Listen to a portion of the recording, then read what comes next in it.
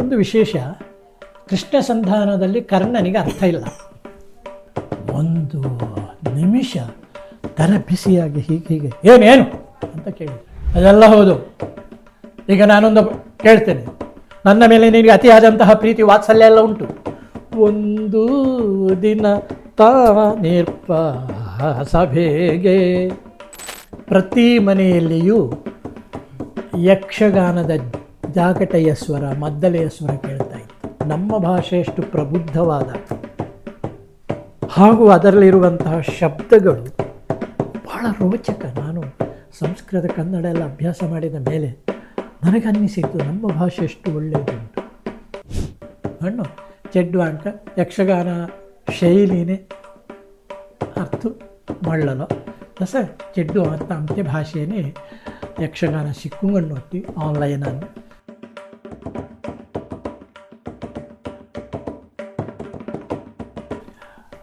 ಕಾರ್ಕಳಕ್ಕೆ ಬಂದ ಮೇಲೆ ಕಾರ್ಕಳದ ಪರಿಸರ ಸುತ್ತಮುತ್ತಲು ಯಕ್ಷಗಾನವೇ. ಇಲ್ಲಿ ವಿಶೇಷ ತೆಂಕು ಮತ್ತು ಬಡಗು ಎರಡು ಮಿಶ್ರಿತವಾದಂತಹ ಒಂದು ಪ್ರದೇಶ. ನಾನು ಬರುವಾಗ 71ರಲ್ಲಿ ನನ್ನ ಪರಿಚಯ ಯಾರಿಗೂ ಇಲ್ಲ. ನಾನು ಒಳ್ಳೆಯ ಒಬ್ಬ ಭಾಷಣಗಾರ ಅಂತ ಮಾತ್ರ ಗೊತ್ತು, ಒಳ್ಳೆಯ ಅಧ್ಯಾಪಕ ಅಂತ ಮಾತ್ರ ಗೊತ್ತು. ಆಮೇಲೆ ಇಲ್ಲಿ ಪಕ್ಕದಲ್ಲಿ 1973ರಲ್ಲಿ ಯಕ್ಷಗಾನ ಶ್ರೀ ಅನಂತಶಯನ ಯಕ್ಷಗಾನ ಕಲಾಮಂಡಲಿ ಅಂತ ಇಲ್ಲಿ ಇತ್ತು. ನಾನು ಹೋಗ್ತಾ ಇದ್ದೆ, ಪ್ರತಿ ಆದಿತ್ಯವಾರ ಅಲ್ಲಿ ಆಗ್ತಾಯಿತ್ತು, ಕೇಳ್ತಾ ಇದ್ದೆ. ಅಲ್ಲಿ ಜನಾರ್ದನ ಆಚಾರ್ಯರು ಅಂತ ಒಬ್ಬರು ಇದ್ದರು. ಅವರು ನನ್ನ ಆಸಕ್ತಿ ನನ್ನಲ್ಲಿ ಬಂದರು, ಕೇಳಿದರು ನೀವು ಎಲ್ಲಿಯವರಿಗೆ. ನಾನೆಲ್ಲ ವಿಷಯ ಹೇಳಿದೆ. ಪೆರ್ಲದವರು, ಪೆರ್ಲ ಕೃಷ್ಣ ಭಟ್ರು ನಮಗೆ ಭಾವ ಆಗ್ತಾರೆ ಆ ಸಂಬಂಧದಲ್ಲಿ. ಹಾಗೆ ಹೇಳಿದೆ. ನೀವು ಯಕ್ಷಗಾನ ಅರ್ಥವನ್ನು ಮತ್ತು ವೇಷವನ್ನೆಲ್ಲ ಹೀಗೆ ಹೇಳಿದೆ. ಅವರು ಯಕ್ಷಗಾನ ಅರ್ಥ ಹೇಳಿ ಅಂತ ಹೇಳಿದರು. ಅಲ್ಲಿಂದ ಪ್ರಾರಂಭ ಆಯಿತು. ಅಲ್ಲಿಂದ ಪ್ರಾರಂಭವಾದಂಥ ಯಕ್ಷಗಾನ ವಾರ ಆದ ಕಾರಣ ನನ್ನ ಮಾತುಗಾರಿಕೆ ಪಳಗಿತು, ಭಾಷೆಯಲ್ಲಿ ಪ್ರಭುತ್ವ ಬಂತು. ಸಂಸ್ಕೃತ ನಾನು ಏನೆಲ್ಲ ಓದಿದ್ದೇನೋ ಅವುಗಳನ್ನೆಲ್ಲ ಉಪಯೋಗಿಸುವುದಕ್ಕೆ ಅನುಕೂಲ ಆಯಿತು. ಮಹಾಭಾರತದ್ದು, ರಾಮಾಯಣದ್ದು, ಭಾಗವತದ್ದು ಎಲ್ಲಿಯೂ ನನಗೆ ಅನುಕೂಲವಾಗಿ ಸಂಭವಿಸಲಿಲ್ಲ. ಅದೆಲ್ಲ ಇಲ್ಲಿ ಉಪಯೋಗಿಸಿ ಅದನ್ನು ಹೇಗೆ ನನ್ನದಾದಂತಹ ವಾದದಲ್ಲಿ ಇನ್ನೊಬ್ಬರನ್ನು ತನ್ನ ಕಡೆಗೆ ಆಕರ್ಷಿಸುವ ಹಾಗೆ ಮಾಡಬಹುದು ಎಂಬುದನ್ನು ಅಲ್ಲಿ ಕಲಿತೆ. ನನ್ನ ಎದುರಿನಲ್ಲಿದ್ದಂತಹ ಜನಾರ್ದನ ಆಚಾರ್ಯರು ತುಂಬ ತರ್ಕ ಮಾಡುವವರು, ಸಾಮಾನ್ಯವಾದದ್ದಲ್ಲ. ಅವರೊಟ್ಟಿಗೆ ಹೆಚ್ಚಿನವರು ಸ್ವಲ್ಪ ಹಿಂಜರಿತಿದ್ದರು. ಪ್ರಭಾಕರ ಜೋಶಿ, ಇವತ್ತು ಪ್ರಸಿದ್ಧ ಅರ್ಥಧಾರಿಗಳು, ಅವರು ಇಲ್ಲೇ ಕಲಿತದ್ದು. ನಾನು ಎಲ್ಲಿದ್ದೇನೆ ಅಲ್ಲೇ ಅವರು ಸಹ ನನ್ನೊಟ್ಟಿಗೆ ಹೇಳಿದವರು. ಅವರೆಲ್ಲ ನಾವೆಲ್ಲ ಸೇರಿ ಕೊನೆಗೆ ಈ ತರ್ಕ, ಇದರಲ್ಲಿರುವ ಪ್ರಶ್ನೆಗಳು, ಇದಕ್ಕೆ ಉತ್ತರಗಳು ಏನು ಎಂಬುದನ್ನು ಜನಾರ್ದನ ಆಚಾರ್ಯರು ಮಾತಾಡುವಾಗ ಅರ್ಥ ಆಯಿತು. ಆವಾಗ ಅವರಿಗೆ ಶ್ರೇಣಿಯವರದ್ದು ಇವರದ್ದೆಲ್ಲ ಪ್ರಭಾವ ಬೀರಿತ್ತು. ನನಗೆ ಅನುಕೂಲ ಆಯಿತು. ನನ್ನಲ್ಲಿ ನೋಡುವಾಗ ಪುಸ್ತಕಗಳು ಎಂಥದ್ದೇನಿಲ್ಲ. ಹಾಗಾದರೆ ಇದನ್ನೇನು ಮಾಡಬೇಕು? ಪುರಾಣಕ್ಕೆ ಸಂಬಂಧಪಟ್ಟಂತಹ ಮಹಾಭಾರತ, ಆಮೇಲೆ ಭಾಗವತ, ಉಪನಿಷತ್ತು, ವೇದಗಳ ಎಲ್ಲವನ್ನು ತರಿಸಿಯಾದ ಮೇಲೆ ಈ ಪ್ರಶ್ನೆಗಳಿಗೆ ಉತ್ತರ ಏನು ಎಂಬುದನ್ನು ಅದರಲ್ಲಿ ಕಂಡು ಹುಡುಕಿದೆ. ಅದರಲ್ಲಿ ಮಹಾಭಾರತ, ಕಾಶಿಯಲ್ಲಿಂದ ಮಹಾಭಾರತದ ಕೆಲವು ಕ್ಲಿಷ್ಟ ಸಮಸ್ಯೆಗಳಿಗೆ ಉತ್ತರಗಳು. ಇದು ನನಗೆ ಅನುಕೂಲಕ್ಕೆ ಬಿತ್ತು. ಇದು ಎಷ್ಟು ಅನುಕೂಲಕ್ಕೆ ಬಿತ್ತಂದರೆ, ಶ್ರೇಣಿಯವರೊಟ್ಟಿಗೆ ನನಗೆ ಬಹಳ ಒಂದು ಸಲುಗೆ. ಏನೋ ರಾಮ ಹೆಂಗಿದ್ಯಾ ನೀನು, ಹಾಗೆ ಅವರ ಭಾಷೆಯಲ್ಲಿ ಅವರು ನನ್ನನ್ನು ಸೇರಿಸಿದರು ಅರ್ಥಗಾರಿಕೆಗೆ. ರಾಮ ಹೇಳ್ತಾನೆ ಅಂದ್ಕೊಡಿ ಅಂತ ಹೇಳಿ ಅಲ್ಲಿ ನಾನು ಅವರೊಟ್ಟಿಗೆ ಅರ್ಥ ಹೇಳಲಿಕ್ಕೆ ಶುರು ಮಾಡಿದೆ. ಶುರುವಿಗೆ ಲಕ್ಷ್ಮಣ ಹೇಳಿದೆ ಸೀತಾಪಾರದಲ್ಲಿ, ಅವರಿಗೆ ಬಹಳ ಸಂತೋಷ ಆಯಿತು. ಮತ್ತು ಬೇರೆ ಬೇರೆ ಸಣ್ಣ ಸಣ್ಣ ಅರ್ಥ ಅವರೊಟ್ಟಿಗೆ, ನನ್ನೊಟ್ಟಿಗೆ ನೀನು ಅರ್ಥವ ಹೇಳು ಅಂತ. ಒಂದು ವಿಶೇಷ, ಕೃಷ್ಣ ಸಂಧಾನದಲ್ಲಿ ಕರ್ಣನಿಗೆ ಅರ್ಥ ಇಲ್ಲ. ಇವರು ಕೌರವ, ರಾಮ ನೀನು ನನ್ನ ಹತ್ತಿರ ಕೂತುಕ, ಕರ್ಣ ನೀನು ನೆನಪಿಟ್ಟುಕೋ ಅಂತ ಹೇಳಿದರು. ಕರ್ಣನಲ್ಲಿ ಕೇಳಿದೆ, ಏನು ಹೇಳ್ತಿ ಕರ್ಣ ನೀನು ಅಂತ. ಅಷ್ಟೇ ಅದರಲ್ಲಿ ಇರುವುದು ಕೃಷ್ಣ ಸಂಧಾನದಲ್ಲಿ ಕೌರವ. ನಾನು ಉತ್ತರಿಸಿದೆ ಅವರಿಗೆ. ಪದ್ಯ ಇಲ್ಲ, ಏನಿಲ್ಲ, ಅವರು ಹೇಳಿದ್ರಲ್ಲ. ಕೌರವನಿಗೆ ಅನುಕೂಲವಾಗಿ ನಾನು ಕರ್ಣ ಮಾತಾಡಿದೆ. ಅವರಿಗೆ ಅದು ತುಂಬ ಹಿಡಿಸ್ತು. ಆಮೇಲೆ ಅವರ ವಾಲಿಗೆ ನಾನು ತಾರೆ ಹೇಳಿದೆ. ಅವರಿಗೆ ಏನಾಗಿದೆ ಅಂದರೆ ಸುಗ್ರೀವನಲ್ಲಿ ಮಾತಾಡಿ ಸ್ವಲ್ಪ ತಲೆ ಬಿಸಿ ಆಯಿತು. ತಲೆ ಬಿಸಿ ಆದರೆ ಮತ್ತೆ ಅವರಲ್ಲಿ ಮಾತಾಡಲಿಕ್ಕೆ ಸಾಧ್ಯ ಇಲ್ಲ. ನಾನು ಮೊದಲೇ ಹೇಳಿದ್ದೇನೆ, ನನಗೆ ಎಂತ ಗೊಂತಿಲ್ಲ ಶೇಣಿಯಣ್ಣ, ನಿಂಗೋ ಸುಧಾರಿಸಬೇಕು ಅಂತೆಲ್ಲ, ನೀನೇ ಮಾತಾಡ ಆನಿದ್ದೆ ಅಂತ ಅವ್ರು ಹೇಳಿದ್ದಕ್ಕೆ ತಾರೆ ಮಾತಾಡಿ ಆದ ಮೇಲೆ ಎಲ್ಲ ಹೇಳಿದೆ. ನಾನು ಸೊಗಸಾಗಿ ಹೇಳಿದ್ದೇನೆ. ನಾನು ಮೊದಲೇ ಸಂಗ್ರಹ ಮಾಡಿಕೊಂಡು ಹೋಗಿದ್ದೇನೆ. ಅದೆಲ್ಲ ಹೌದು. ಈಗ ನಾನೊಂದು ಕೇಳ್ತೇನೆ, ನನ್ನ ಮೇಲೆ ನಿನಗೆ ಅತಿಯಾದಂತಹ ಪ್ರೀತಿ ವಾತ್ಸಲ್ಯ ಎಲ್ಲ ಉಂಟು, ನೀನು ಪತಿಭಕ್ತೆ ಪಾರಾಯಣೆ ಅಂತ ನನಗೆ ತೋರಿಸಿಕೊಡ್ತಿ. ಒಪ್ಪುವುದಕ್ಕೆ ನನಗೆ ಆಧಾರ ಇಲ್ಲ. ನಾನು ಸತ್ತೆ ಅಂತ ಹೇಳಿ ಪಿಂಡೋದಕ ಆಗುವಾಗ ನೀನು ಹೋಗಿದ್ಯೇ ಇಲ್ವ? ಅಲ್ಲಿ ಹೋಗಿ ಸುಗ್ರೀವನ ಹತ್ತಿರ ಕುಳಿತುಕೊಂಡಿದ್ಯೇ ಇಲ್ವ? ಈಗೇನು ಹೇಳ್ತೀನಿ ನೀನು? ಏನು ಹೇಳಬೇಕು? ನಾನು ಅವರಿಗೆ ತಲೆ ಬಿಸಿಯಾಗಿ ಅವರು ಕೇಳಿದ್ದು. ಅವರು ಹೀಗೆ ಮಾಡುವವರೇ, ನನಗೆ ಗೊತ್ತುಂಟು. ಒಂದು ನಿಮಿಷ ತಲೆ ಬಿಸಿಯಾಗಿ ಹೀಗೆ ಏನೇನು ಅಂತ ಕೇಳಿದೆ. ಏನಿಲ್ಲ, ನಾನು ತಿಳಿದದ್ದನ್ನೇ ಹೇಳ್ತೇನೆ ಅಂತ ಹೇಳಿದೆ. ಏನು? ನೀವು ನಾಳೆ ಇಲ್ಲ ಅಂತ ಆಗಿ ಹೋಗಿದೆ. ಇಲ್ಲಿ ಮಗನಾದಂಥ ಅಂಗದ ಇದ್ದಾನೆ, ಅವನ ರಕ್ಷಣೆಯ ಭಾರ ನನ್ನ ಮೇಲೆ ಉಂಟು. ನಾಳೆ ನಿಮ್ಮ ಮೇಲಿನ ಸೇಡಿನಿಂದ ಅವನನ್ನು ಏನನ್ನಾದರೂ ಅವ ಮಾಡಬಾರ್ದಲ್ಲ. ಹಾಗಾಗಿ ನಾನು ಹತ್ತಿರ ಕುಳಿತೆ ಅವನ ರಕ್ಷಣೆಗಾಗಿ ಹೊರತು ಸುಗ್ರೀವನ ಮೇಲೆ ಪ್ರೀತಿಗೆ ಅಲ್ಲ. ಪ್ರಾಣಕಾಂತ ಶಹಬಾಸ್, ಈ ಉತ್ತರವನ್ನು ನಾನು ನಿರೀಕ್ಷಿಸಿದ್ದೆ. ಬದುಕಿದೆಯ ಬಡಜೀವಿ ಅಂತ ಇತ್ತು. ಹೀಗೆ ದೊಡ್ಡ ದೊಡ್ಡ ಅರ್ಥಧಾರಿಗಳೊಟ್ಟಿಗೆ, ರಾಮದಾಸ್ ಸಾಮುಗರ ಒಟ್ಟಿಗೆ, ಪೆರ್ಲಕೃಷ್ಣ ಭಟ್ ಒಟ್ಟಿಗೆ ಬೇಕಾದಷ್ಟು ಹೇಳಿದ್ದೇನೆ, ಚರ್ಚೆ ಬೇಕಾದಷ್ಟು. ಶ್ರೇಣಿಯವರೊಟ್ಟಿಗೆ ಎಲ್ಲ ದೊಡ್ಡ ಸಾಮುಗರೊಟ್ಟಿಗೆ ಒಂದು 2 ಅರ್ಥ ಮಾತ್ರ ಹೇಳಿದೆ. ಎಲ್ಲ ಹೇಳಿ ಅವರಿಂದ ಪೂರ್ಣ ಆಶೀರ್ವಾದವನ್ನು ಪಡೆದುಕೊಂಡ ಮೇಲೆ ಅಲ್ಲಲ್ಲಿ ಎಲ್ಲಿ ಮಹಾರಾಷ್ಟ್ರದವರೆಗೆ ಹೋಗಿದ್ದೇನೆ, ಬಾಂಬೆಯವರಿಗೆ ಹೋಗಿದ್ದೇನೆ, ಉತ್ತರ ಕನ್ನಡಕ್ಕೆ ಹೋಗಿದ್ದೇನೆ, ಶಿವಮೊಗ್ಗಕ್ಕೆ ಹೋಗಿದ್ದೇನೆ. ಅದು ಹೆಚ್ಚು ಮಾಡುವುದಂತಾದರೆ ನಾವು ಗುಜರಾತಿಗೆ ಹೋಗಿದ್ದೇವೆ. ಮತ್ತು ಮಧ್ಯಪ್ರದೇಶಕ್ಕೆ ನಮ್ಮ ವೀರಪ್ಪ ಮೊಯ್ಲಿಯವರು ನಮ್ಮನ್ನು ಕಳಿಸಿದರು. ಮಹಾರಾಷ್ಟ್ರದ ಮೂಲೆಗೆ ಹೋಗಿ ನಾವು ಯಕ್ಷಗಾನ ವೇಷ ಹಾಕಿ ನಾನು ಕುಣಿದಿದ್ದೇನೆ. ನನ್ನ ವೇಷಕ್ಕೆ ಬಹಳ ಪ್ರಾಧಾನ್ಯ ಇತ್ತು. ನಾನು ಕುರ್ಯವಿಠಲ ಶಾಸ್ತ್ರಿಗಳು ಹೇಳಿದ ಹಾಗೆ ಕಾಲಿಂಗೆ ತಾಳ, ಅವರು ಹೇಳಿದ್ದು ಕಾಲಿನಲ್ಲಿ ತಾಳ, ಇದರ ಮೇಲೆ ಅಭಿನಯ. ಯಾವ ತಾಳ ಅದನ್ನು ಬಿಡಬೇಡ, ಯಾವುದೇ ಆಗಲಿ ಆ ತಾಳವನ್ನು ಕಾಲಿನಲ್ಲಿ ಇಡು, ಮೇಲೆ ಅಭಿನಯ ಮಾಡು.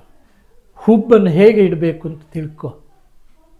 ಒಂದು ದಿನ ತಾನಿರ್ಪ ಸಭೆಗೆ ಬಂದನು ದಕ್ಷ ತಾನೇಳದ ಬಗೆಗೆ. ಅವರು ಶಿವ ಮಾಡೋದಿತ್ತು. ನಾನು ಅವರ ಶಿವ ನೋಡಿದ್ದಕ್ಕೆ ಲೆಕ್ಕ ಇಲ್ಲ. ದಕ್ಷ ಯಜ್ಞೆಯಲ್ಲಿ ಹೇಗೆ ಮಾಡೋದು ಅಂತ ಅವರು ಹೇಳಿದರು. ಒಂದು ದಿನ ತಾನಿರ್ಪ ಸಭೆಗೆ ಯಾರು ಬಂದ? ದಕ್ಷ ಬಂದನು ತಾನೇಳದ ಬಗೆಗೆ. ಅದನ್ನು ಅವರು ಹೀಗೆ ನಿಂತೆ ಅದನ್ನು ತೋರಿಸಿದ್ದು. ಅದು ಒಂದು ದಿನ ತಾನೇರ್ಪ ಸಭೆಗೆ ಅಂತ ಹೀಗೆ ಒಂದು ಹೊತ್ತು ಬರಬೇಕು ಅಂತ ಹೇಳಿದರು. ಸಭೆಗೆ ಬಂದನು ದಕ್ಷ ಮಾಡಿದ್ದೆ ನೀನು. ಬಂದನು ದಕ್ಷ ತಾನೇಳದ ಬಗೆಗೆ, ತಾನೇಳದ ಬಗೆಗೆ. ಕುಂದೆನ್ನ ನಿಂದಿಸಿ ನುಡಿದ ಪರಿಯ ದಿಂತಕ ತರಿಕೆಟ ಅದನ್ನು ಮತ್ತೆ ಮಾಡಬೇಕು ಅಂತ ಹೇಳಿ ಅವರು ಕುಣಿದು ಅವರು ಹೇಳಿದರು. ಮತ್ತೆ ನೀನು ತಾನಿರ್ಪ ಸಭೆ ನಿಂದಿಸಿ ಜರಿದಂತ ಹೇಗೆ ಪೇಳಲಿ ಅಂತ ಹೇಳಿ ಅವರು ಅದನ್ನು ಕೊನೆಗೆ ಇದನ್ನು ಈ ತಾಳವನ್ನು ಹೇಳಿ ಮಾಡಬೇಕು. ದಿಂತಕ ತರಿಕೆಟ ಕಿಟತಕ ತರಿಕೆಟ ದಿಂತಕ ತರಿಕೆಟ ಕಿಟತಕ ತರಿ ಕಿಟತಕ ತರಿಕೆಟ ಕಿಟತಕ ತಾಮ್ ಅಂತ ಹೇಳಿ ಅವರು ಆ ರೀತಿ ಹೋಗಬೇಕು ಅಂತ ನಮಗೆ ಇದು ಮಾಡಿ ತೋರಿಸಿದರು. ಬಹುಶಃ ಕುರ್ಯವಿಠಲ ಶಾಸ್ತ್ರಿಗಳನ್ನು ನಾನು ಮರೀಲಿಕ್ಕಿಲ್ಲ. ನನ್ನ ಈಶ್ವರ, ಆಮೇಲೆ ನನ್ನ ಶಿವ, ಈಶ್ವರದಲ್ಲಿ ಮತ್ತು ಇದರಲ್ಲಿ ಯಾವುದರಲ್ಲಿ ಬ್ರಹ್ಮಕಪಾಲದಲ್ಲಿ ಶಿವ ಮತ್ತು ಹನುಮಂತ, ಇದೆಲ್ಲ ಅವರಿಂದ ನಾನು ಕೇಳಿ ಪಡೆದುಕೊಂಡದ್ದು. ಅದು ಇಲ್ಲೆಲ್ಲ ಬಹಳ ಸಕ್ಸಸ್ ಆಯಿತು. ಆ ವೇಷಗಳು ವೇಷಭೂಷಣಗಳೆಲ್ಲ ಅಲ್ಲಿಂದ ನನ್ನ ಯಕ್ಷಗಾನದ ಬಯಲಾಟದ ಸ್ವರೂಪ ಅದಕ್ಕೆ ಒಂದು ತೂಕ ಬಂತು. ನಾನು ದೊಡ್ಡ ದೊಡ್ಡ ಕಲಾವಿದರೊಟ್ಟಿಗೆ ವೇಷ ಮಾಡಿದ್ದೇನೆ. ಅಳಕೆ ರಾಮಯ್ಯರೊಟ್ಟಿಗೆ ಮಾಡಿದ್ದೇನೆ. ಆಮೇಲೆ ಕೋಳಿಯೂರು ರಾಮಚಂದ್ರ ರಾಯರೊಟ್ಟಿಗೆ ಬೇಕಾಷ್ಟು ಮಾಡಿದ್ದೇನೆ. MK ರಮೇಶ ಅವನು ನನಗೆ ಸ್ತ್ರೀವೇಷದಲ್ಲಿ ಅವನೇ ಇರ್ತಿದ್ದ. ಕರ್ನೂರು ಕೊರಗಪ್ಪ ರೈ ಇವರೆಲ್ಲ ದೊಡ್ಡ ದೊಡ್ಡವರೆಲ್ಲ ಆಗ ವೇಷ, ಈಗ ನೆನಪು ಬರುವುದಿಲ್ಲ ಕೆಲವರ ಹೆಸರೆಲ್ಲ. ಅವರೊಟ್ಟಿಗೆಲ್ಲ ವೇಷ ಮಾಡಿ ನನ್ನ ಮನಸ್ಸಿಗೆ ಗೋವಿಂದ ಭಟ್ರೊಟ್ಟಿಗೆ ಒಳ್ಳೆಯ ವೇಷ, ನನಗೆ ಅದು ಭಾಳ ಇಷ್ಟಪಟ್ಟದ್ದು. ನಾನು ಸೂರಿಕುಮೇರಿ ಅವರು ನನ್ನನ್ನು ತಿದ್ದಿದ್ದಾರೆ. ಅದನ್ನು ಹೇಳುವಾಗ ಒಂದೊಂದು ಹೀಗೆ ಮಾಡುವಾಗ ಅದನ್ನು ಎಷ್ಟು ಮಾಡಬೇಕು ಹೀಗೆಲ್ಲ ಮಾಡಿ ತೋರಿಸಿದ್ದಾರೆ. ಹೀಗಾಗಿ ಎಲ್ಲ ಕಲಾವಿದರ ಒಟ್ಟಿಗೆ ಸೇರಿ ನಾನು ಮಾಡದಿರುವ ಪಾತ್ರಗಳಿಲ್ಲ. ಒಂದದು ರಾಮಕೃಷ್ಣ ನನಗೆ ಎಲ್ಲಿ ಹೋದರೂ ಅದೇ. ದೇವಿ ಮಹಾತ್ಮೆಯಲ್ಲಿ ನಂದು ವಿಷ್ಣು, ಪರ್ಮನೆಂಟ್ ವಿಷ್ಣು. ಪ್ರಾರಂಭದಲ್ಲಿ ಚಂಡಮುಂಡ ಮಾಡ್ತಾಯಿದ್ದೆ ಪ್ರಾರಂಭದಲ್ಲಿ, ಆಮೇಲೆ ವಿಷ್ಣು ಮತ್ತು ಬ್ರಹ್ಮ ಎರಡೂ ಮಾಡಿದ್ದೇನೆ. ಹೀಗೆ ಅದರಲ್ಲಿ ಹಾಗೆ ವೇಷ ಬಂತು. ಮತ್ತು ಬಾಲಲೀಲೆ ಕಂಸವದೆಯಲ್ಲಿ ನನ್ನದು ಕೊನೆಯದ್ದು ಕಂಸ. ಯಾಕೆ ಅಂತ ಕೇಳಿದರೆ ಅದು ಕನಸಿನ ಕಂಸ. ಆ ಕನಸಿನ ಕಂಸದಲ್ಲಿ ತುಂಬ ಒಂದು 4 ಪದ್ಯ ಉಂಟು. ಅದು ಬೆವರಿಷ್ಟು ತೋರ ಬರ್ತದೆ ಅಷ್ಟಕ್ಕೆ ಅಭಿನಯ ಮಾಡುವಾಗ. ಹಾಗಾಗಿ ಆ ಪದ್ಯಗಳೆಲ್ಲ ಹಾಗೆ ಇತ್ತದು. ಮತ್ತು ಅಲ್ಲಿ ಕುಳಿತಲ್ಲಿಗೆ ಎಲ್ಲವೋ ಕೃಷ್ಣ ಎನ್ನೊಳೆನಿತು ಸಲುಗೆ ಏನೆಲ್ಲ ಅಂತೆಲ್ಲ ಕೇಳಲಿಕ್ಕೆ ಇದೆಲ್ಲ ಇತ್ತು. ಅಂದರೆ ಒಬ್ಬ ವೇಷಧಾರಿಗೆ, ಅರ್ಥಧಾರಿಗೆ ಪದ್ಯಗಳೆಲ್ಲ ಬಾಯಿಗೆ ಬರಬೇಕು. ಬಾಯಿಗೆ ಬಾರದೆ ವೇಷ ಮಾಡಲಿಕ್ಕಿಲ್ಲ ಅಂತ ನನ್ನ ಗುರುಗಳು ಹೇಳಿದ್ದಾರೆ. ಹಾಗೆ ನಾನು ಒಂದು 50 ಪ್ರಸಂಗಗಳು ನನಗೆ ಬಾಯಿಗೆ ಬರ್ತಾಯಿತ್ತು ಈ ವೇಷಕ್ಕೆ. ಮತ್ತು ತಾಳಮದ್ದಲೆ ಎಲ್ಲ ಪ್ರಸಂಗಗಳು ಬಾಯಿಗೆ ಬರ್ತಾಯಿತ್ತು. ಈಗ ಕೇಳಿದರೆ ಸ್ವಲ್ಪ ಕೆಲವು ಕಡೆಯೆಲ್ಲ ಮರೆತು ಹೋಗ್ಬೋದು, ಅದು ವಿಷಯ ಬೇರೆ. ಹಾಗಾಗಿ ಈ ಯಕ್ಷಗಾನದಲ್ಲಿ ನಾನು ನನ್ನನ್ನು ತೊಡಗಿಸಿ ಇಲ್ಲಿ ಮಾತ್ರ, ಈ ರಾಜ್ಯದಲ್ಲಿ ಅಲ್ಲ ಬೇರೆ ರಾಜ್ಯದಲ್ಲಿ. ಇನ್ನೊಂದು ನನಗೆ ಅವಕಾಶ ಸಿಕ್ಕಿತ್ತು ದುಬೈ ಕಂಟ್ರಿಗೆ. ಅನಿವಾರ್ಯವಾಗಿ ಮನೆಯಲ್ಲಿ ಏನೋ ಒಂದು ತೀರಿ ಹೋದ ದೆಸೆಯಿಂದ ನನಗೆ ಹೋಗಲಿಕ್ಕಾಗಲಿಲ್ಲ. ಅದನ್ನು ಕ್ಯಾನ್ಸಲ್ ಮಾಡಿದೆ. ಕ್ಯಾನ್ಸಲ್ ಅಂದರೆ ನಮಗೆ ಇದು ಪ್ರಧಾನ ಅಲ್ಲ, ಮತ್ತು ಎಲ್ಲಿ ಹೋದರೂ ನಾವು ಕುಣಿಯುವುದು ಇದನ್ನೇ ಮಾಡಿದೆ. ಹೀಗೆ ಯಕ್ಷಗಾನದಲ್ಲಿ ನಾನು ತೊಡಗಿ ವೇಷಧಾರಿಯಾಗಿ ಸುಮಾರು ಹೆಚ್ಚು ಕಡಿಮೆ ಈಗ ಬಿಟ್ಟು 82 ವರ್ಷ ಆಯ್ತು. ಈಗ ಒಂದು 20 ವರ್ಷ ಹೇಗೆ ಆಗಿರೋ ವೇಷ ಹಾಕುವುದಿಲ್ಲ ಅಂತಲ್ಲ, ಸಣ್ಣ ವೇಷ ಅದನ್ನು ಬಿಟ್ಟೆ. ಮತ್ತು ಯಕ್ಷಗಾನ ಅರ್ಥಧಾರಿಯಾದೆ. ನಿಮ್ಮ ಮಾತಿನಂತೆ ಕರಾಡರಲ್ಲಿ ಯಕ್ಷಗಾನ ಎಂಬುದು ಕ್ಷೀಣಿಸ್ತಾ ಉಂಟು. ಆದರೆ ಒಂದು ವಿಚಾರದಲ್ಲಿ ಹೆಮ್ಮೆ ಪಡ್ತಾ ಇದ್ದೇವೆ, ಕರಾಡ ಭಾಷೆಯಲ್ಲಿ ಯಕ್ಷಗಾನದ ಕೊಡುಗೆಯನ್ನು ನಮ್ಮವರು ಕೊಟ್ಟಿದ್ದಾರೆ, ಧಾರಾಳ ಕೊಟ್ಟಿದ್ದಾರೆ. ಆ ಕುರಿತು ನಿಮ್ಮ ವಿಶ್ಲೇಷಣೆ ಏನು, ನಿಮ್ಮ ಮಾತೇನು ಎಂದು ಪ್ರಸ್ತುತಪಡಿಸಬೇಕು ಅಂತ ಕೇಳುತ್ತೇನೆ. ನಮ್ಮ ಪಡ್ರೆಯಲ್ಲಿ ಪ್ರತಿ ಮನೆಯಲ್ಲಿಯೂ ಯಕ್ಷಗಾನದ ಜಾಗಟೆಯ ಸ್ವರ, ಮದ್ದಲೆಯ ಸ್ವರ ಕೇಳ್ತಾ ಇತ್ತು. ಒಂದೊಂದು ಕಂಬಕ್ಕೆ ಬಡಿದ್ರೆ ಯಕ್ಷಗಾನದ ತಾಳ, ಯಕ್ಷಗಾನದ ಮೃದಂಗ ಪ್ರತಿ ಮನೆಯಲ್ಲಿಯೂ ಇತ್ತು. ಇಲ್ಲದ ಮನೆ ಇಲ್ಲ. ಸಾಧಾರಣ ಕನ್ನಟಿಗಾನದಿಂದ ಹಿಡಿದು, ಕನ್ನಟಿಗಾನದಲ್ಲಿ ಯಕ್ಷಗಾನ ಆಗ್ತಾಯಿತ್ತು. ನಾನು ಅರ್ಥ ಹೇಳಿದ್ದೇನೆ. ಸ್ವರ್ಗದವರೆಗೆ, ಪಾಲೆಪ್ಪಾಡಿಯವರೆಗೆ, ನಾನು ನಮ್ಮ ಊರಿನದ್ದು ಹೇಳೋದು, ಪ್ರತಿ ಮನೆಯಲ್ಲಿ ಯಕ್ಷಗಾನ ಇತ್ತು. ನಮ್ಮವರೇ ಬಲಿಪ್ಪನಾರಾಯಣ, ಹಿರಿಯ ಬಲಿಪ್ಪನಾರಾಯಣ ಭಾಗವತರಿಂದ ಪ್ರಾರಂಭ ಆಯಿತು. ಅದು ಈಗ ನಾನು ಹೇಳೋದಾದರೆ, ಇಲ್ಲಿ ಬಿಟ್ಟು ನಮ್ಮ ಊರಿನಲ್ಲಿ ಆದರೆ ಸುರೇಶ ಶಿರಂತಡ್ಕ ಅಲ್ಲಿಯವರೆಗೆ, ಆಮೇಲೆ ಅವನ ಮಾವನೇ ಇರ್ಬೋದು, ಯಕ್ಷಗಾನ ಅಲ್ಲಿ ಕುಣಿತಾ ಇತ್ತು. ಸೈಪಾಲಿನಲ್ಲಿ ವಾಸ್ತೇವ ಭಟ್ರಲ್ಲಿ ಯಕ್ಷಗಾನ ಆಗದ ವರ್ಷ ಇಲ್ಲ. ವೇಷ ಹಾಕಿ ಕುಣಿಯೋದು. ನನ್ನ ಚಿಕ್ಕಪ್ಪ ಭಾಗವತರು, ಲಕ್ಷ್ಮಣಾಚಾರ್ಯ ಮತ್ತು ಗಣಪತಿ ಆಚಾರ್ಯ ಅಂತ ಇದ್ದರು, ಇಬ್ಬರು. ಅವರ ಮದ್ದಲೆ ಬಾರಿಸ್ತಾ ಇದ್ದರು. ಹಾಗೆಯೇ ಯಕ್ಷಗಾನ ಅಲ್ಲಿ ಸೈಪಾಲಿನಲ್ಲಿ ನಡೀತಾ ಇತ್ತು. ನಾವೆಲ್ಲ ಹೋಗ್ತಾ ಇದ್ದು ಕುಣಿತಾ ಇದ್ದೆವು, ಎಲ್ಲರೂ ಕುಣಿತಾ ಇದ್ದರು. ಹಾಗಾದರೆ ಕರಾಡರಲ್ಲಿ ಯಕ್ಷಗಾನ ಕಡಿಮೆಯಾ? ಪ್ರತಿ ಮನೆಯಲ್ಲಿಯೂ ಯಕ್ಷಗಾನ ಭಾಗವತರಿದ್ದರು. ಪ್ರತಿ ಮನೆಯಲ್ಲಿಯೂ ಚೆಂಡೆ ಮದ್ದಲೆ ಎಲ್ಲ ಇತ್ತು, ಹೆಚ್ಚಿನ ಮನೆಯಲ್ಲಿ, ಪ್ರತಿ ಮನೆಯಲ್ಲಿ. ಆಗ ನನ್ನ ಚಿಕ್ಕಪ್ಪನಲ್ಲಿ ಕಲಿತವರಿದ್ದರು, ಈಗ ಬಿಟ್ಟಿದ್ದಾರೆ. ಇದರಲ್ಲಿ ಈಗ ಇಬ್ಬರು ಇದ್ದಾರೆ, ಪುಣಚಿತ್ತಾಯವರು ವರ್ಗದವರು ಇಬ್ಬರು ಇದ್ದಾರೆ, ನಮ್ಮವರಲ್ಲದಿದ್ದರು. ನಮ್ಮವರ ಹಾಗೆ ಇದ್ದಾರೆ ಅವರು, ಸತೀಶ ಮತ್ತು ಸತ್ಯನಾರಾಯಣ ಅಂತ. ನನ್ನ ಚಿಕ್ಕಪ್ಪನಲ್ಲಿ ಕಲಿತವರು ಭಾಗವತಿಗೆ. ಆಮೇಲೆ ನಮ್ಮ ಭಾಷೆಯಲ್ಲಿ, ನಮ್ಮ ಭಾಷೆಯಷ್ಟು ಪ್ರಬುದ್ಧವಾದ ಹಾಗೂ ಅದರಲ್ಲಿರುವಂತಹ ಶಬ್ದಗಳು ಭಾಳ ರೋಚಕ. ನಾನು ಸಂಸ್ಕೃತ ಕನ್ನಡ ಎಲ್ಲ ಅಭ್ಯಾಸ ಮಾಡಿದ ಮೇಲೆ ನನಗನ್ನಿಸಿತು ನಮ್ಮ ಭಾಷೆ ಎಷ್ಟು ಒಳ್ಳೆಯದುಂಟು. ಏನೇನು ಈಗ ಉದಾಹರಣೆ ಒಂದು ಹೇಳ್ತೇನೆ. ಸೌತೆ ಮುಳ್ಳು ಸೌತೆ, ಸೌತೆಗೆ ಮುಳ್ಳು ಬಂದರೆ ಮುಳ್ಳು ಸೌತೆ ಆಯಿತು, ಬೇರೆ ಉಂಟದಕ್ಕೆ ಹೆಸರು. ನಮ್ಮ ಭಾಷೆಯಲ್ಲಿ ಮಗೆ ತವಸೌ, ಎರಡು ಶಬ್ದ ಎಲ್ಲಿ ಉಂಟು. ಉಜ್ಜಾರೋ, ಪನ್ನಳು, ಸಣ್ಣ ಸಣ್ಣ ಶಬ್ದಗಳು ನಮ್ಮ ಭಾಷೆಯಲ್ಲಿ ವ್ಯಾಪಕವಾಗಿ ಉಂಟು. ಅದರ ಕುರಿತು ನಮ್ಮ ಪಳ್ಳು ಸದಾಶಿವ ಭಟ್ರು, ಆಮೇಲೆ ಇವ ರಾಧಾಕೃಷ್ಣ ಬೆಳ್ಳೂರು ಅವನ್ನೆಲ್ಲ ಅಭ್ಯಾಸ ಮಾಡಿದ್ದಾರೆ. ಆದರೆ ಇನ್ನೂ ಸಹ ಉಂಟು. ನಮ್ಮ ಭಾಷೆಯಲ್ಲಿ ವ್ಯಾಕರಣ ಎಷ್ಟು ಒಳ್ಳೆಯದುಂಟು, ನಾನು ಅಭ್ಯಾಸ ಮಾಡಿದ್ದೇನೆ. ಸಕರ್ಮಕ ಕ್ರಿಯಾಪದ ಭೂತಕಾಲದಲ್ಲಿದ್ದರೆ ಕರ್ತೃವಿಗೆ ನೇ ಸೇರಿಸಬೇಕು ಅಂತ ಹಿಂದಿಯಲ್ಲಿ ಉಂಟು.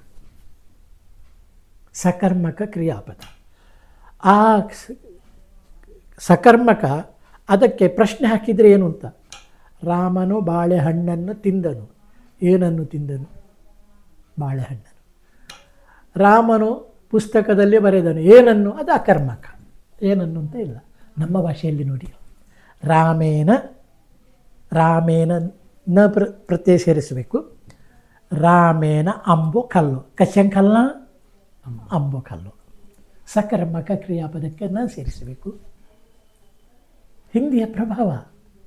ರಾಮನೇ ಫಲ್ಕಾಯ, ರಾಮನು ಹಣ್ಣು ತಿಂದ. ರಾಮೇನ ಅಂಬುಕಲ್ಲು. ಹಾಗೆ ರಾಮೇನ ಸೂಣ್ಯಾಕ ದಂಡೇನ ಅಲ್ಲಿ ಬರ್ತದೆ. ಯಾವಾಗ ಬರ್ತದೆ ಅದು? ಅಕರ್ಮಕವಾಗಿ ಸಕರ್ಮಕಕ್ಕೆ ಅನುಕೂಲವಾಗಿ ಸಂಘಟಿಸಿದಾಗ. ರಾಮೇನ ಪುಸ್ತಕ ವಾಚ್ಯ. ಅಲ್ಲೆಲ್ಲ ಏನು ಬರ್ತದೆ ಅಂದರೆ ನಮ್ಮ ಅಲ್ಲಿರುವ ವ್ಯತ್ಯಾಸ, ಸ್ವಲ್ಪ ವ್ಯತ್ಯಾಸ. ಹಾಗೆ ಕ್ರಿಯಾಪದದಲ್ಲಿ ಹಾಗೆ ಅಲ್ವ. ಸೂಣೇನ ಕಲ್ಲ, ರಾಮೇನ ಕಲ್ಲ, ತೇಣೆ ಕಲ್ಲ. ಕಲ್ಲ ಒಂದೇ ರೀತಿ. ಅದು ಹೇಗೆ ಬಂತು ಅಂತ ಕೇಳಿದರೆ ಮಲಯಾಳದ ಪ್ರಭಾವ ಇರಬಹುದು. ಮಲಯಾಳದಲ್ಲಿ ಒಂದೇ ಅಲ್ವ, ಅದು ಸಹ ಹಾಗೆ ಅಲ್ವ. ಹೀಗಾಗಿ ನಮ್ಮ ಭಾಷೆ ವ್ಯಾಕರಣಬದ್ಧವಾಗಿ ನಾವು ನೋಡಬೇಕು. ಅದರಲ್ಲಿ ಹೊಸ ಹೊಸ ಶಬ್ದಗಳು ಅದು ಹೊರಗೆ ಬರಬೇಕು. ಅದಕ್ಕೆ ಒಂದು ನನ್ನಷ್ಟು ಮಟ್ಟಿಗೆ ವ್ಯಾಕರಣ ಸೂತ್ರದೊಟ್ಟಿಗೆ ಅರ್ಥಕೋಶವೂ ಬೇಕು. ಎಷ್ಟೆಷ್ಟು ಶಬ್ದಗಳುಂಟು ಅಷ್ಟಷ್ಟೇ ಬಂದರೆ ಮಾತ್ರ ನಮ್ಮ ಭಾಷೆ ಉಳಿದ ಭಾಷೆಗಿಂತ ಒಂದು ಬಟ್ಟೆ ಹೆಚ್ಚು ಹೋಗ್ತದೆ, ಏನೇನು ಸಂಶಯ ಇಲ್ಲ. ಆದರೆ ಅದರಲ್ಲಿ ಕೆಲಸ ಮಾಡುವವರು ಯಾರು? ಈ ಪ್ರಶ್ನೆ ಈಗ ನಮ್ಮದೆಲ್ಲ ಇದರಲ್ಲಿ ಆಯಿತು. ಭಾಷಾಶಾಸ್ತ್ರ ಕನ್ನಡದಲ್ಲೇ ಆಯಿತು, ಇದಾಯಿತು. ನಮ್ಮಲ್ಲಿ ಭಾಷಾಶಾಸ್ತ್ರವನ್ನು ನೋಡಬೇಕು. ಬೇರೆ ಬೇರೆ ಶಬ್ದಗಳು, ಬೇರೆ ಬೇರೆ ಪ್ರಯೋಗಗಳು, ಅದನ್ನು ಈಗ ಹೇಳ್ತಾ ಹೋದರೆ ಎಷ್ಟು ಹೇಳ್ಬೋದು. ಹಾಗೆ ಅದನ್ನೆಲ್ಲವನ್ನು ಮನಸ್ಸಿನಲ್ಲಿ ಇಟ್ಟುಕೊಂಡು ನಮ್ಮಲ್ಲಿ ಯಕ್ಷಗಾನವನ್ನು ಮೊದಲಿಗೆ ಬರೆದವರು ಸೈಪಂಗಲ ವಾಸುದೇವ ಭಟ್ರು, ಹೊಸಮನೆ. ನನಗೆ ಭಾಳ ಆತ್ಮೀಯರು ಅವರು. ನಾನಿದ್ದರೆ ಅವ್ರು ಹೇಳ್ತಾರೆ, ನಮ್ಮ ಮುಖತ್ತು ಎಲ್ಲ ಅಲ್ಲರಿ ಉಜ್ಜಾಹತ್ವ ಇಲ್ಲ ಅಂತ. ನಾನು ಹೇಳೋದುಂಟು, ಉಜ್ಜೋಯನೇ ಕಣೆ ಅಂತ. ಹಾಗೆ ಅವರು ಬರೆದಾದ ಮೇಲೆ ರಾಮ ಹೆಂಬರೆಂತ ಪ್ರಾಯ್ಕ ಅಂತ ಹೇಳೋದು. ಮೋಡಿ ಅಕ್ಷರ ನನ್ನಲ್ಲಿ ಉಂಟು. ಅದನ್ನು ತಿದ್ದು ಪ್ಯಾದಾರಕ್ಕೆ ಎಲ್ಲ ತೊಗಡೆ ಶಬ್ದ ಚಿಕ್ಕ ತಿದ್ದು ಪುಂಚೆ ದಾರಿ ಇನ್ನು ಸೋಡ್ರ ಅಲ್ಲ, ಹಾವು ಬರೆಯರ ಅಂತಿದ್ದು ಒಬ್ಬರು ತುಂಕರಿ ಅಂತ ಹೇಳಿದರು. ಅವರು ಬರೆದ್ರು. ಬರೆದಾದ ಮೇಲೆ ನಾವು ಯಕ್ಷಗಾನ ತಾಳ್ಮದಲ್ಲೇ ಮಾಡುವ ಅಂತ ಹೇಳುವಾಗ ಅವರು ಇಲ್ಲ ಆಯಿತು. ಅವರದ್ದು ಅವಧಿ ಮುಗಿಯಿತು ಪಾಪ. ಅವರು ಯಾವತ್ತೂ ನನ್ನೊಟ್ಟಿಗೆ ಅರ್ಥವನ್ನು ಹೇಳುವವರು. ರಾಮ ತುಜ್ಜೆ ಎದುರೋಚಿ ಅರ್ಥ ಮಾಣಪಂಚ ಎದುರವಣ್ಣ ಅಂತ ಅವರದ್ದಿತ್ತು. ಹಾಗೆ ಇದ್ದಂತಹ ವಾಸ್ತೇವಣ್ಣ ಪಂಚವಟಿ ವಾಲುಸುಗ್ರೀವರ ಕಾಳಗ ಎರಡನ್ನು ನಮ್ಮ ಭಾಷೆಯಲ್ಲಿ ಬರೆದರು. ಅದು ತಾಳಕ್ಕೆ ನಾವು ಹೊಂದಿಸಿಕೊಳ್ಬೇಕಾಗ್ತದೆ. ರೋಕವುದಕ ಪಳವು ತ್ರಿವಡೆ ತಾಳದಲ್ಲಿ ಅದು ಬರೆದಿದ್ದಾರೆ. ತೈಯಾಶಿಕ ಧ್ವನಿ ಪರ್ಣ ಕುಟೀರ ಬಂದಿಲ್ಲ ಅಂತ ಹೇಳಿ ಬರ್ತಾರೆ. ಅದನ್ನು ನೋಡಿ ನಾನು ಹೇಳಬೇಕಷ್ಟೇ. ಅದು ಸಾಕ್ತದೆ. ಅದನ್ನು ಈಗ ಹೇಳುವವರು ಒಬ್ಬರೇ, ಅವರ ಪ್ರಸಂಗವನ್ನು ಹೇಳುವವರು ಇದ್ದರೆ ಭಟ್ಯ ಮೂಲೆ ಲಕ್ಷ್ಮೀನಾರಾಯಣ ಭಟ್ಟ ಅವನು ಮಾತ್ರ. ಅದರಲ್ಲಿ ನಾವು 3 ಪ್ರಯೋಗ ಮಾಡಿದ್ದೆವು, ಒಂದೆರಡಲ್ಲ. ಒಂದು ಬದ್ದೆಡ್ಕದಲ್ಲಿ, ತುಳುಕೂಟದಲ್ಲಿ ನಮ್ಮದು ಮಾಡಿದ್ದು. ಅದರಲ್ಲಿ ನಾನು ಶೂರ್ಪನ ಕೇಳಿದ್ದು, ರಾಮ ಇವನು ಹೇಳಿದ್ದ ಅಂತ, ಯಾರು ರಾಧಾಕೃಷ್ಣ, ಲಕ್ಷ್ಮಣ ಶಾಸ್ತ್ರಿ ಹೇಳಿದ್ದ, ಅಲ್ಲ ನೀನು ಹೇಳಿದ್ದ, ಏನೋ ಇರಬೇಕು ಸುರೇಶ ಹೇಳಿದ್ದು ಅಂತ. ಅದು ಸುರುವಿನ ಪ್ರಯೋಗ. ನಂತರ ನಾವು ಮತ್ತೊಂದು ಸಣ್ಣ ನಮ್ಮ ಕರಾಡ 25ನೇ ವರ್ಷದಲ್ಲಿ ಒಂದು ಪ್ರಯೋಗ ಮಾಡಿದೆವು. ಅದರಲ್ಲಿ ಎರಡೋ ಮೂರು ಅರ್ಥ ಅಷ್ಟೇ. ರಾಧಾಕೃಷ್ಣ ರಾಮನೇ ಹೇಳಿದ್ದು, ನಾನು ಅವನು ಅದರಲ್ಲಿ ಹೇಳಿದ್ದು. ಮತ್ತೆ ನಾವು ಈಗ ಈ ವರ್ಷ ಮತ್ತೊಂದು ಪ್ರಯೋಗ, ಅದರಲ್ಲಿ ಶೂರ್ಪನ ಕೇಳಿದ, ನಾನು ರಾಮ ಹೇಳಿದೆ, ನನ್ನ ಮಗ ಲಕ್ಷ್ಮಣ ಹೇಳಿದ. 3 ಪಾತ್ರ ಮಾಡಿದೆವು.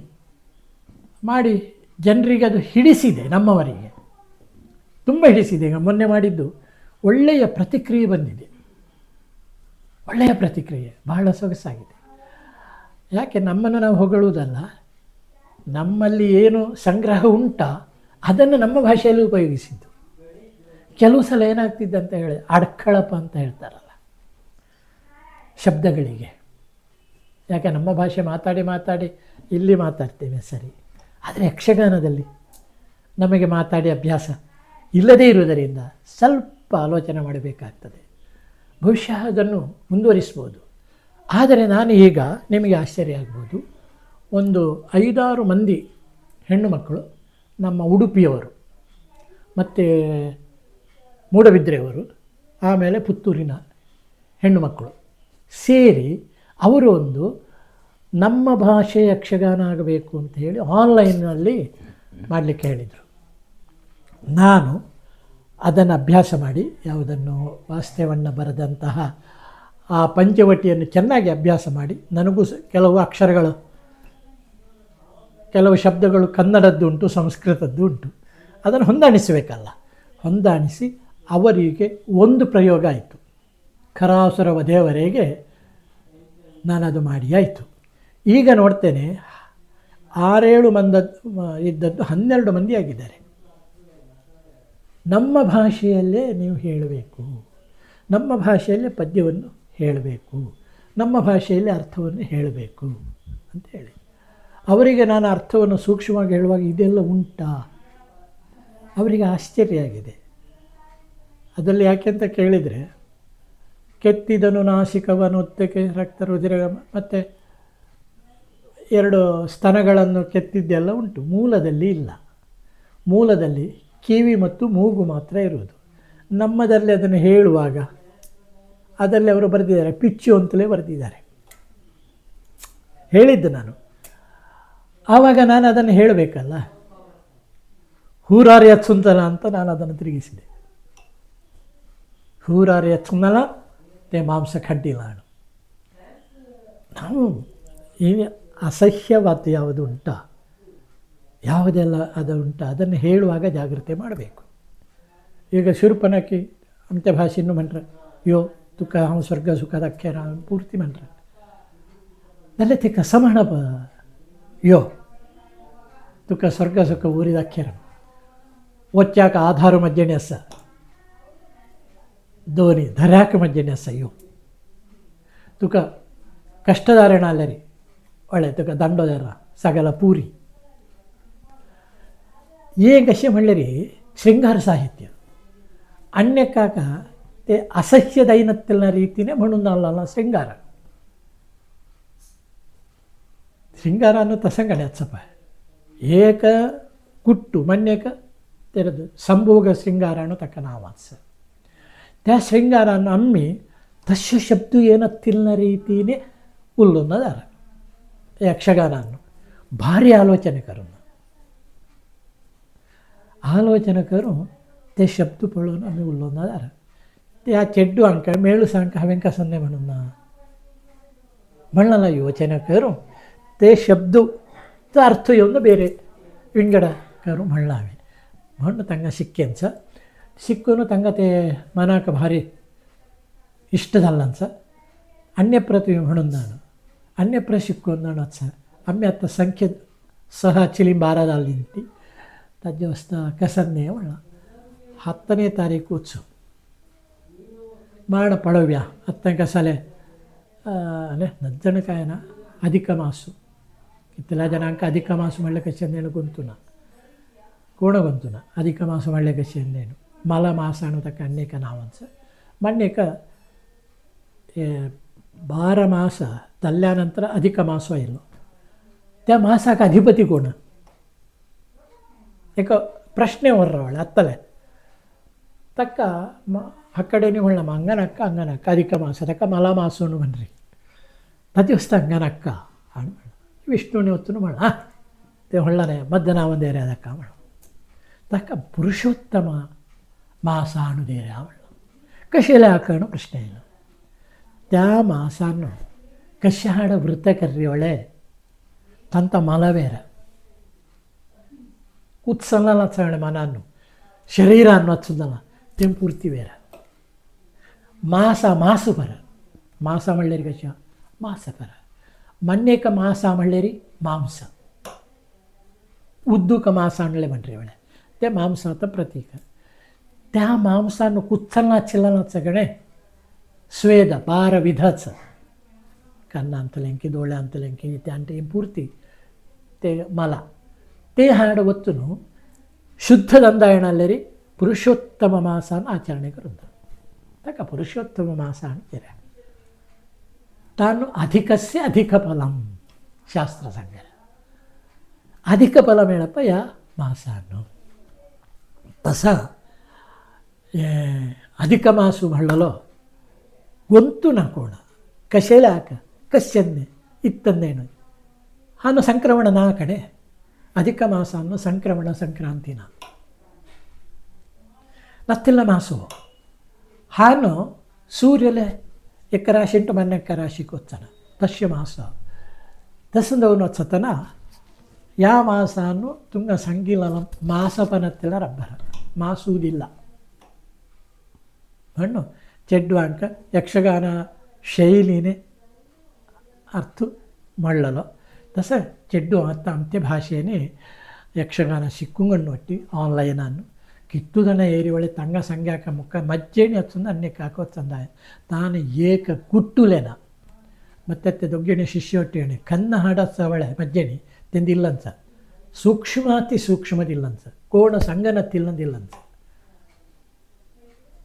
ಒಳ್ಳೆ ಅರ್ಥಧಾರಿ ಅಂಕ ಓ ಇದು ಎಲ್ಲಿಂದ ಕಲ್ತ್ರಿ ಇದು ಅರ್ಥನ ನಿಮ್ಮ ಗುರುಗಳು ಮದ್ದ ನಾವು ಸಂಗರಿ ಮಾಡಿ तस मुख आशास आमच्या भाषेने यक्षगान शिकून दिली दादुळे देऊ मेळुसदो तन व्यत्यास काय ना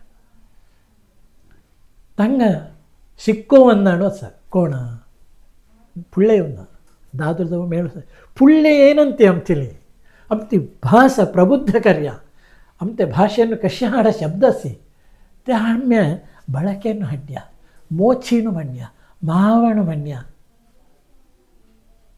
बप्पलोण म्हणण्या महातोण म्हणण्या वो शब्द खंयच आजी आमच्या भाशेन आमी म्हणरे आमची भाषा उल्लेरी न्हू उल्लेले ह्या हाडा शब्द वचसा की चिಕ್ಕಪ್ಪಾಯೋ ದೊಡ್ಡಪ್ಪಾಯೋ ಮಾತುಯೋ ಬಪ್ಪಲುಯೋ ಮೋಚಿಯೋ ಮಾವಯೋ ये थोड़े शब्द संबंध आते हैं जनंती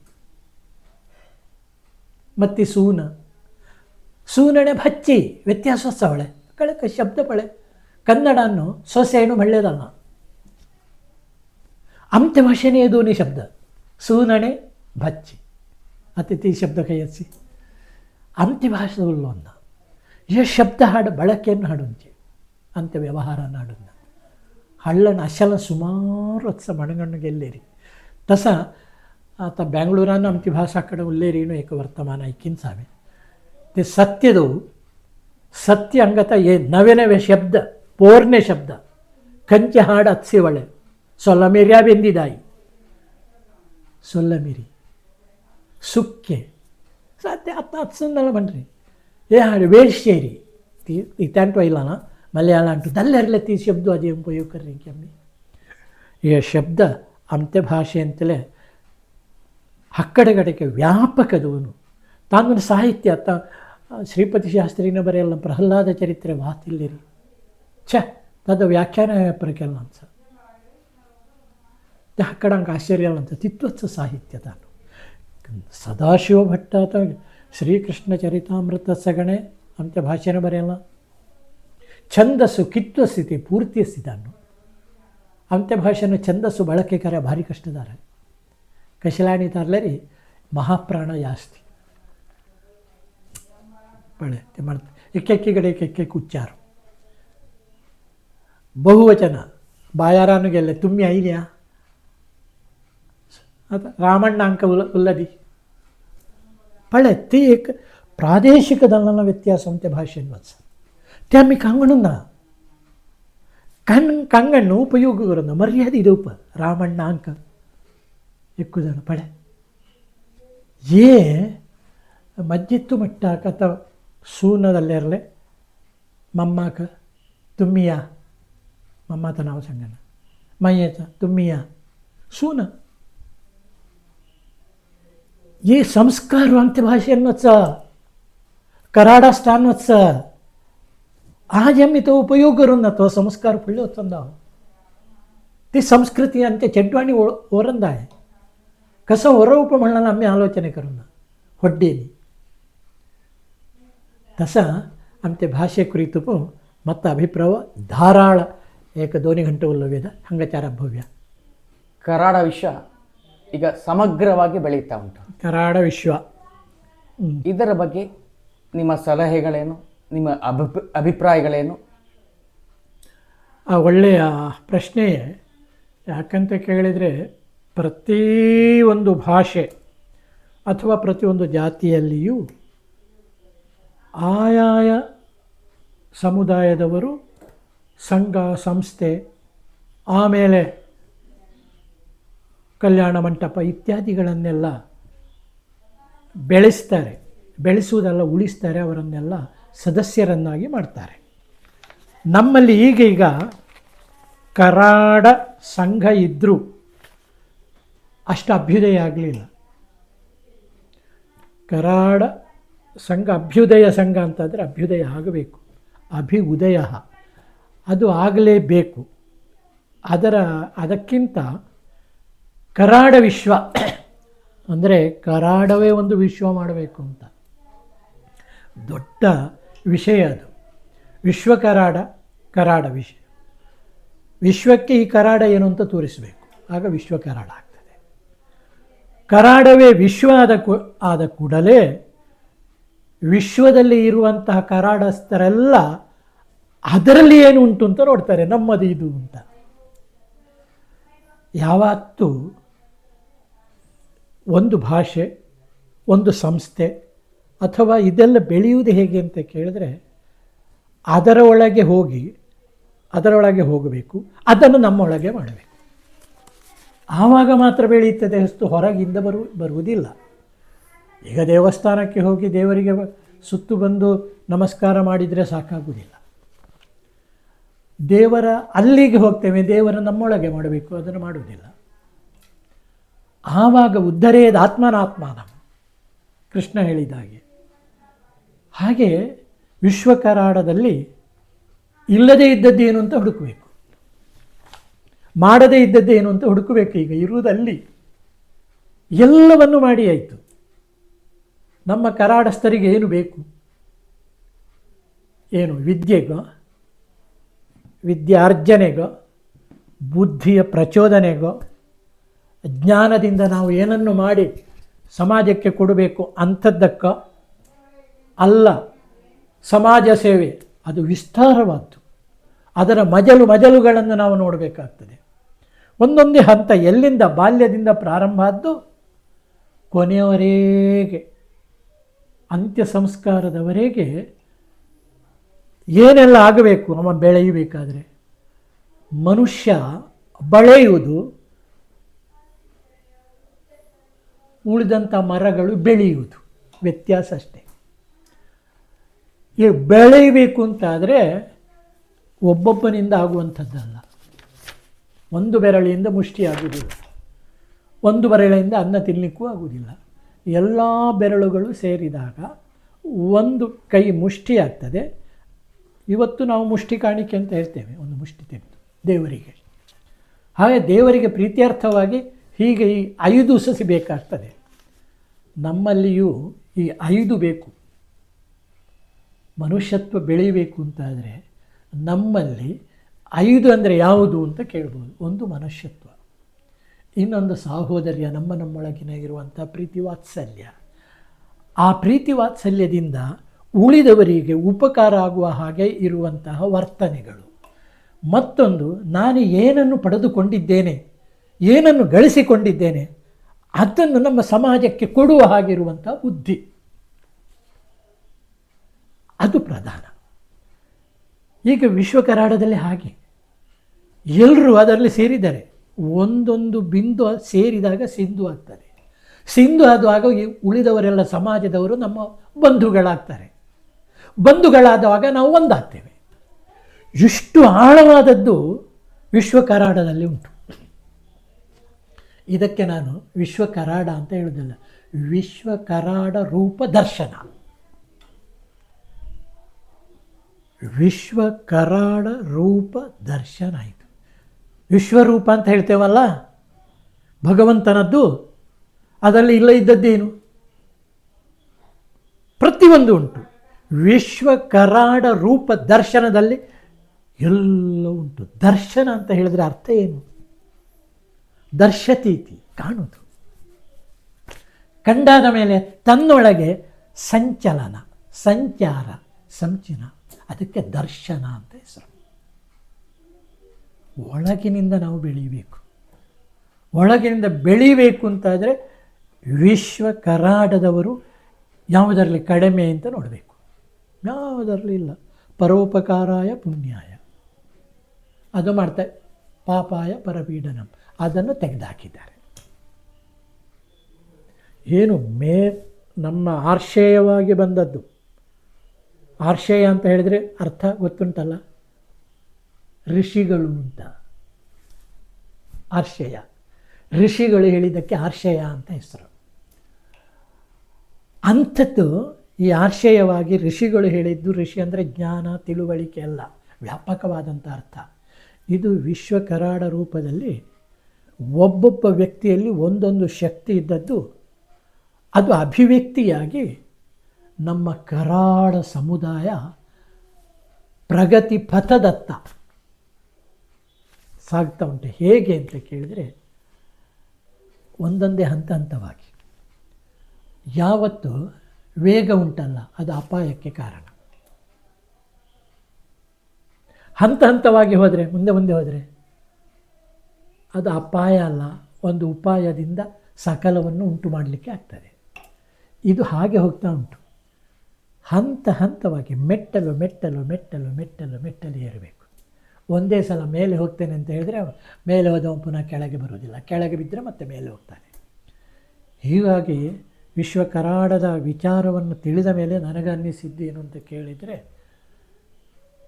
ನಮ್ಮಲ್ಲಿ ಎಲ್ಲ ವಿಧದ ವಿದ್ಯಾ ವಿಷಯದಲ್ಲಿ ಬೇರೆ ಬೇರೆ ಹಂತದಲ್ಲಿ ಪ್ರಾಜ್ಞರಾದವರಿದ್ದಾರೆ.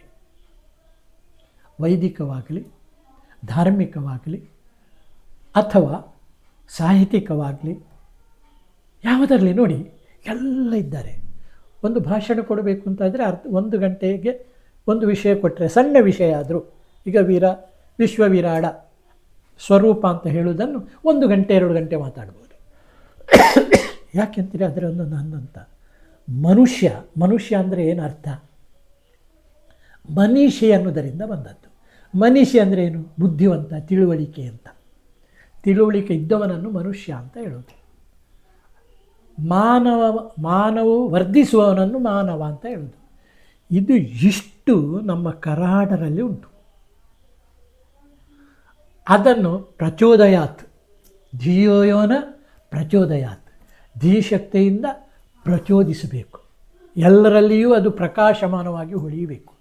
ಹೊಳೆದಾಗ ಏನು ನಾವು ಯೋಚನೆ ಮಾಡಿದ್ದೇವೋ ವಿಶ್ವರೂಪ, ಕರಾಡ ರೂಪ, ಅದು ಖಂಡಿತ ನಾನು ಹೇಳಿದ ಹಾಗೆ ಕರಾಡ ರೂಪವಾಗಿ, ವಿಶ್ವರೂಪವಾಗಿ ಬೆಳೀತದೆ.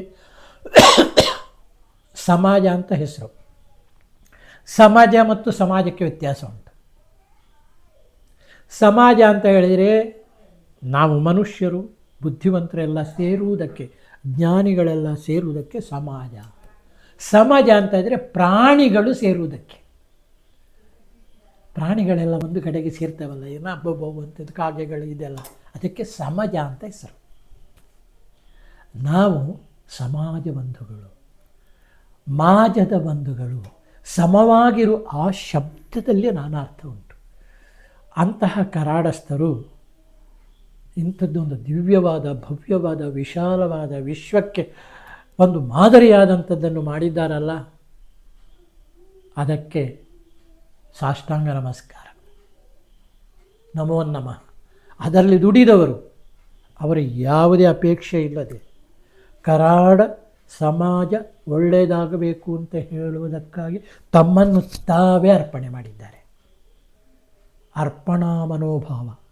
ಆದ್ದರಿಂದ ಯಾವ ಹಂತ ನೋಡಿ, ಯಾವುದನ್ನು ಕೇಳಿ, ಸಣ್ಣ ಮಕ್ಕಳಿಂದ ಪ್ರಾರಂಭವಾಗಿ ವೃದ್ಧದವರೇ, ಆಬಾಲ ವೃದ್ಧರು, ಅವರು ಬಾಲ ಅಲ್ಲಾಡಿಸಬೇಕು, ಜ್ಞಾನದ ಬಾಲವನ್ನು ಅಲ್ಲಾಡಿಸಬೇಕು ಅಂತ ಇದು ಈಗ ಮಾಡ್ತಾ ಇದ್ದಾರೆ. ಹೆಣ್ಣು ಮಕ್ಕಳಿಗೂ ಒಂದು ಬೇರೆಯಾದಂಥ ಒಂದು ವ್ಯವಸ್ಥಿತ ರೂಪರೇಷೆಯಿಂದ ಅವರು ಸಮಾಜಮುಖಿಯಾಗಿ ಹೋಗಬೇಕು. ಅವರಲ್ಲಿರುವಂಥ ವಿದ್ವತ್ತು ಏನು ಉಂಟೋ ಅದು ಪ್ರಕಾಶಗೊಳಿಸಬೇಕು ಅಂತ ಅವರು ಮಾಡಿದ್ದು. ಇದು ಪ್ರಾಮಾಣಿಕವಾಗಿ ಒಬ್ಬ ಬುದ್ಧಿವಂತ, ಜ್ಞಾನವಂತವನಿಗೆ ಎಷ್ಟು ಶ್ರೇಷ್ಠವೋ ಹಾಗೆ ಸಾಮಾನ್ಯನಾದವನು ಸಹ ಅದನ್ನು ಗ್ರಹಿಸಿ ಅದಕ್ಕೆ ತನ್ನ ಪ್ರೋತ್ಸಾಹವನ್ನು ಕೊಡ್ತಾನೆ. ಯಾವ ರೀತಿ ಅಂತ ಕೇಳಲಿಕ್ಕಿಲ್ಲ.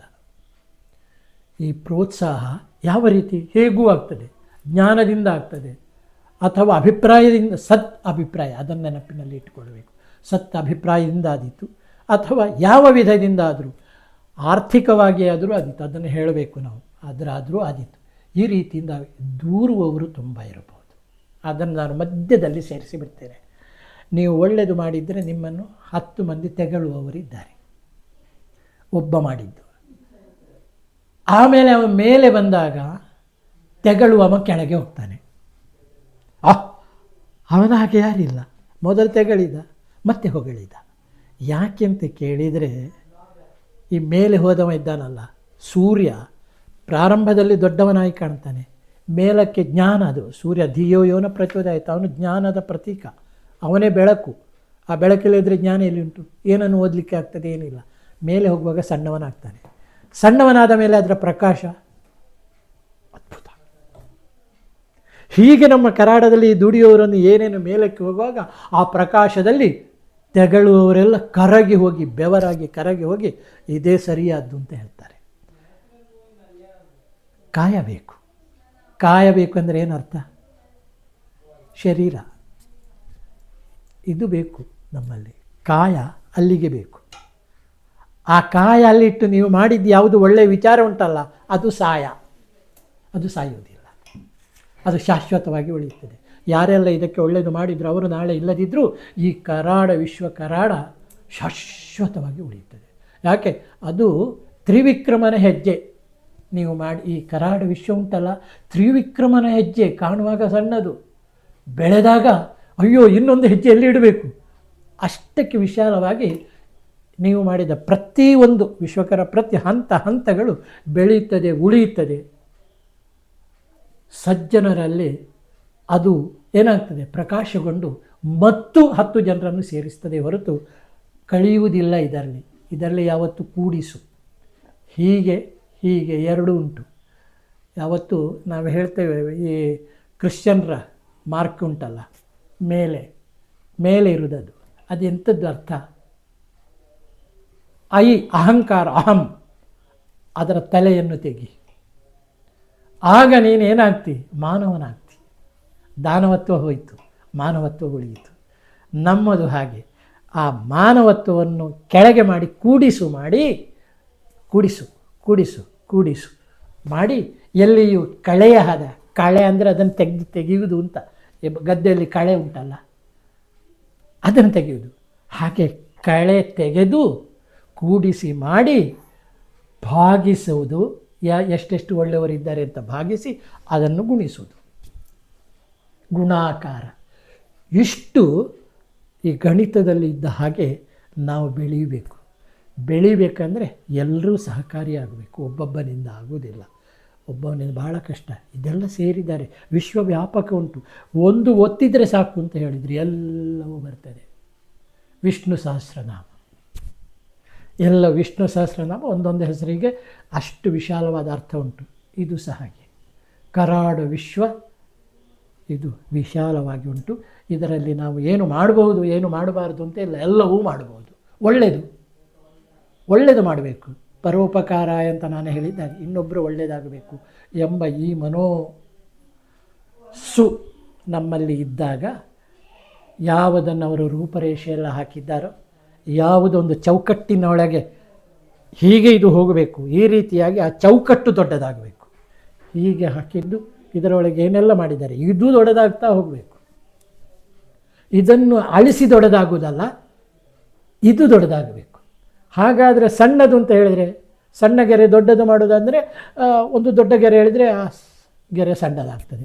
ಈ ಮನೋಭಾವ ನಮ್ಮಲ್ಲಿ ಬೆಳೆದಾಗ ಧರ್ಮ ಅಂದರೆ ದೃ ಅನ್ನೋದರಿಂದ ಬಂದದ್ದು. ಅದನ್ನು ಧರಿಸಿದಾಗೆ ಅಂದರೆ ಒಳ್ಳೆಯದನ್ನು ಧರಿಸಿ ಒಳ್ಳೆಯದನ್ನು ಯಾರಿಗೆ ಕೊಡ್ತಾರೋ ಅದೇ ಧರ್ಮ, ಅದೇ ಧರ್ಮ. ಅದರಲ್ಲಿ ಹೇಳುವುದೇ ಅದನ್ನೇ. ಧರ್ಮೋಹಿ ಪರಮಶ್ರೇಷ್ಠೆ, ಅದು ಬಹಳ ಒಳ್ಳೆಯದು ಅಂತ ಸತ್ಯ ಧರ್ಮ ಪ್ರತಿಷ್ಠಿತ ರಾಮಚಂದ್ರ ಹೇಳಿದ. ಅಂತಹ ಸತ್ಯ ಧರ್ಮವನ್ನು ಪ್ರತಿಷ್ಠೆ ಮಾಡಿ ಲೋಕ ಕಲ್ಯಾಣ ಕರಾಡಸ್ಥರ, ಲೋಕ ಕಲ್ಯಾಣ ಕರಾಡಸ್ಥರದ್ದೇ ಒಂದು ಲೋಕ, ಬೇರೆ ಅಲ್ಲ. ಅದನ್ನೆಲ್ಲ ಮಾಡ್ತಾರೆ.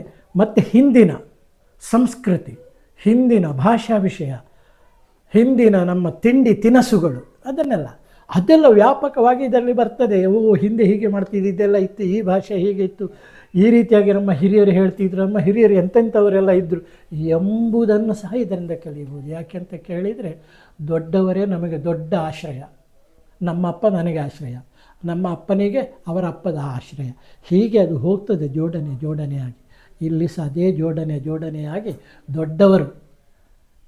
ದೊಡ್ಡವರಂತ ತಿಳುವಳಿಕೆ ಇದ್ದವರು ಬಂದಾಗ ಇದು ಖಂಡಿತ ಹಾಗೆ ಆಗ್ತದೆ. ಮತ್ತು ಇನ್ನೊಂದು, ಎಲ್ಲರೂ ಹೇಳಿದೆ, ಇದರಲ್ಲಿ ಯಾರೂ ದೊಡ್ಡವರಲ್ಲ.